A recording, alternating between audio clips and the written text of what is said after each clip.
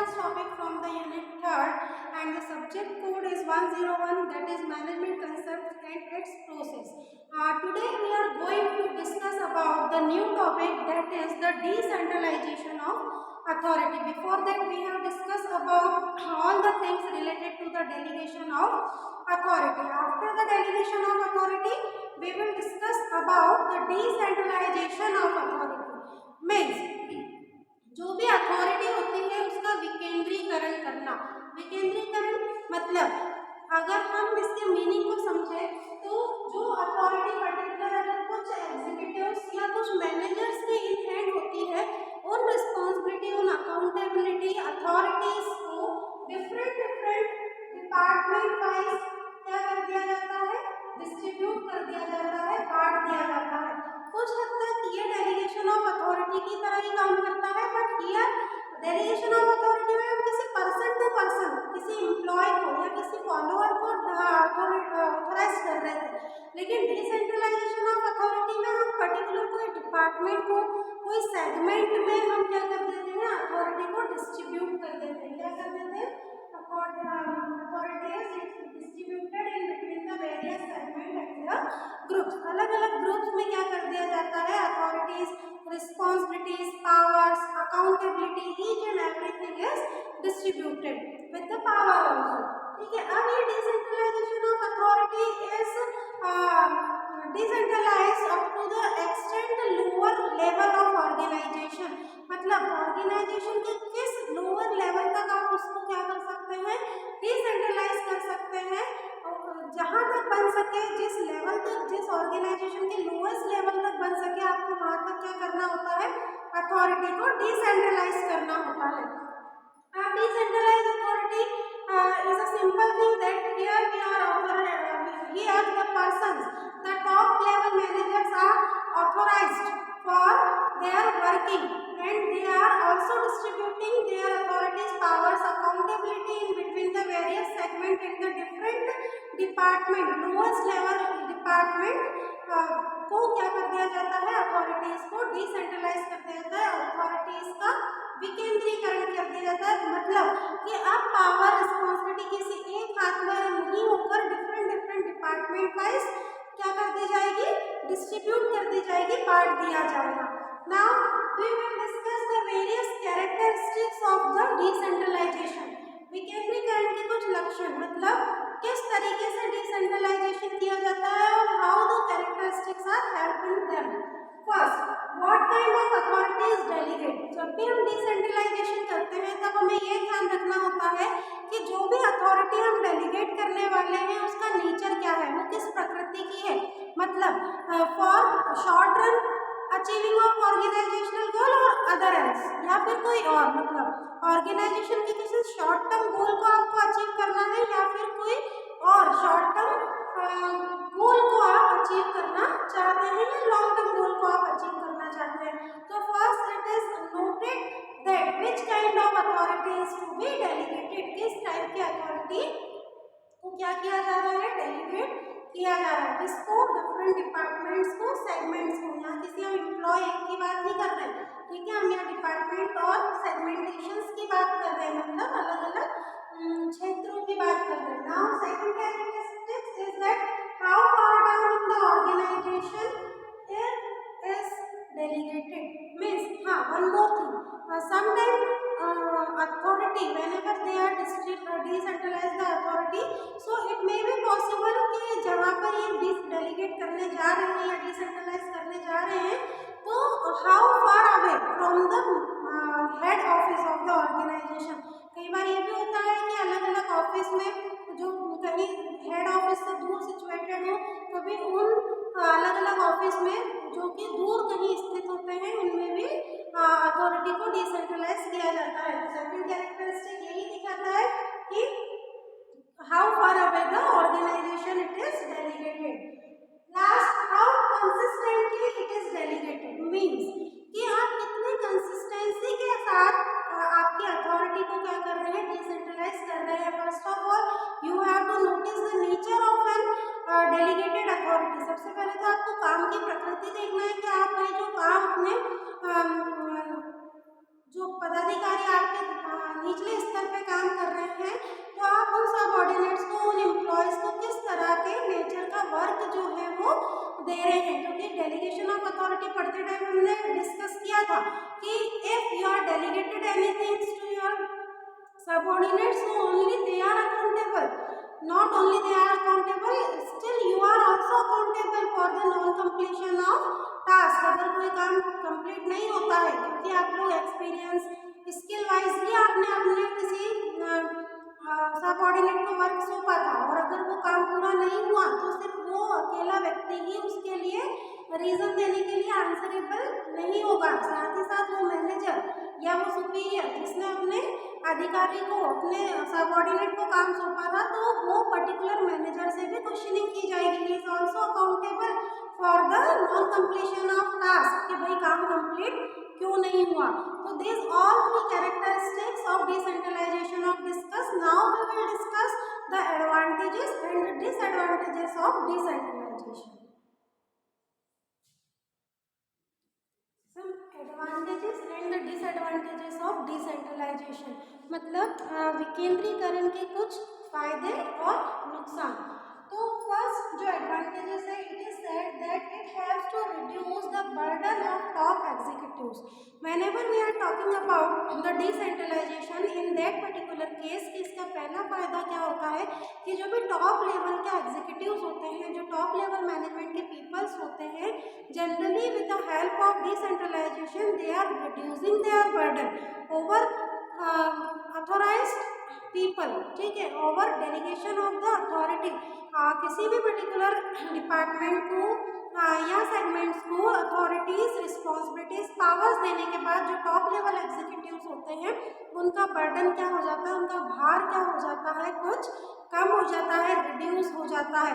क्यों भाई, कैसे कम हो जाता है? तो जब हम पर्टिकुलर, अगर हमारे पास कोई टास्क है, लेंथी टास्क है और उसका कंप्लीट होना बहुत ज़्यादा ज़रूरी है, तो उस पर्टिकुलर केस में अगर सारी रिस्पॉन्सिबिलिटी किसी टॉप एग्जीक्यूटिव्स के पास होगी तो हाउ दे विल हैंडल, वो कैसे उसको मैनेज करेंगे, कैसे उसको हैंडल करेंगे। तो इस सिचुएशन में जनरली जो टॉप एग्जीक्यूटिव्स होते हैं, they are distributing their authorities to the other various segments or the departments। अलग segments, departments में क्या कर देते हैं, अपनी अथॉरिटी को सौंप देते हैं दूसरे डिपार्टमेंट के एम्प्लॉयज में, ताकि अब वो जो टास्क का बर्डन था वो किसी एक टॉप एग्जीक्यूटिव के ऊपर ना रहकर जो भी पीपल उस काम को कंप्लीट करने के लिए हेल्पफुल है उनको क्या कर दिया जाएगा, डिस्ट्रीब्यूट कर दिया जाएगा, ताकि किसी एक पर्सन का, किसी टॉप एग्जीक्यूटिव्स का जो बर्डन है, जो भार है, उस काम की अधिकता है, उसमें क्या आ जाए, कमी आ जाए। So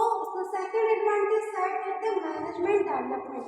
when the different authorities powers are delegated to the others, so automatically the management of an organisation is developing. तो क्या होता है, ऑर्गेनाइजेशन का डेवलपमेंट ऑटोमेटिकली, मैनेजमेंट ऑटोमेटिकली क्या होता है, डेवलप होता है। कैसे होता है कि भाई अभी जो लोअर लेवल के पीपल हैं उनको क्या मालूम है कि हमें डायरेक्शन मिलेगा, हमें काम करना है, मशीन पर खड़ा रहना है, हमारी 3 शिफ्ट में काम है, ओवर नहीं।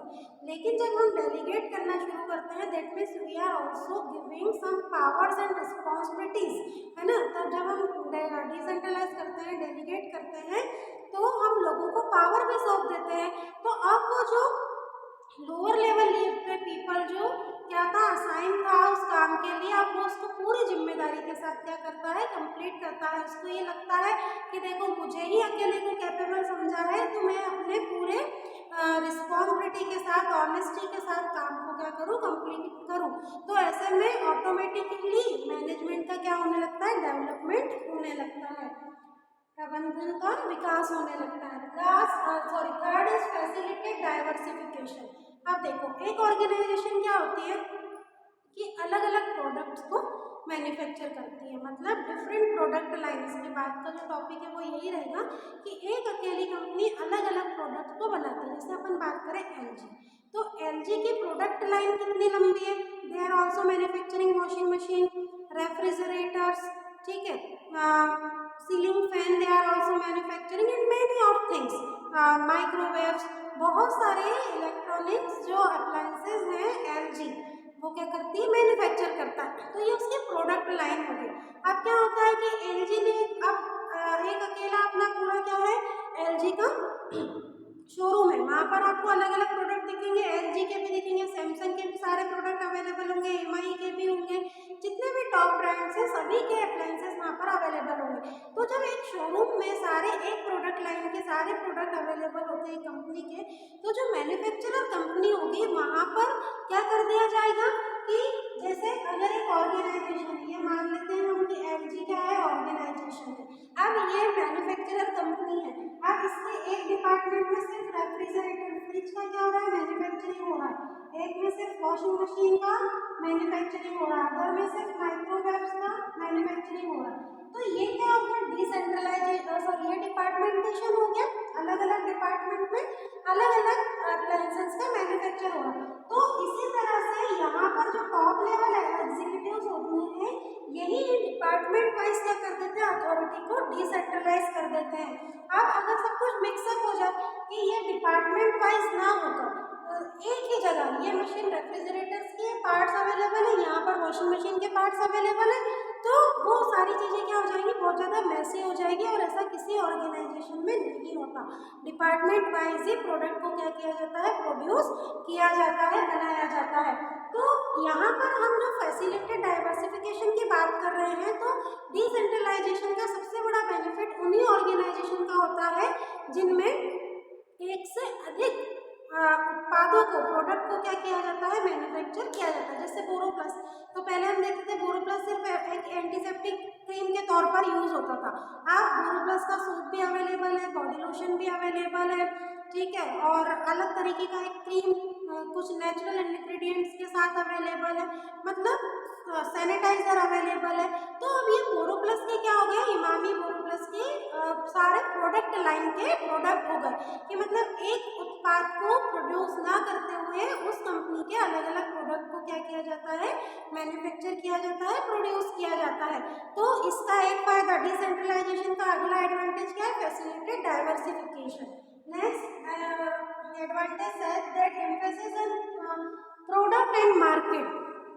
Whenever we are talking about the advantage of decentralization, तो it is also helpful for emphasizing the product and market, मतलब market and product से related जितने भी हमें न्यू इन्फॉर्मेशन चाहिए या उसकी एडवर्टाइजिंग, उसकी सेलिंग से रिलेटेड अगर हमें कुछ अवेलेबिलिटी चाहिए, इंफॉर्मेशन चाहिए, डाटा चाहिए, तो यहाँ पर डिसेंट्रलाइजेशन हमारी क्या करता है, हेल्प करता है। क्यों, क्योंकि डिपार्टमेंट वाइज सभी लोगों को अपने अपने काम क्या कर दिए जाते हैं, डेलीगेट कर दिए जाते हैं, सौंप दिए जाते हैं। तो किसी एक पर्सन पर ना बर्डन होकर अलग अलग लोग क्या करेंगे, एडवर्टाइजिंग सेल वाला अपनी क्वेरीज लेकर आएगा, अपने एज ए एमआर वो अलग अलग शॉपकीपर्स को विजिट करेगा, ठीक है। तो ऐसा प्रोडक्ट और मार्केट पर एम्फेसाइजिंग बढ़ जाती है with the help of decentralisation.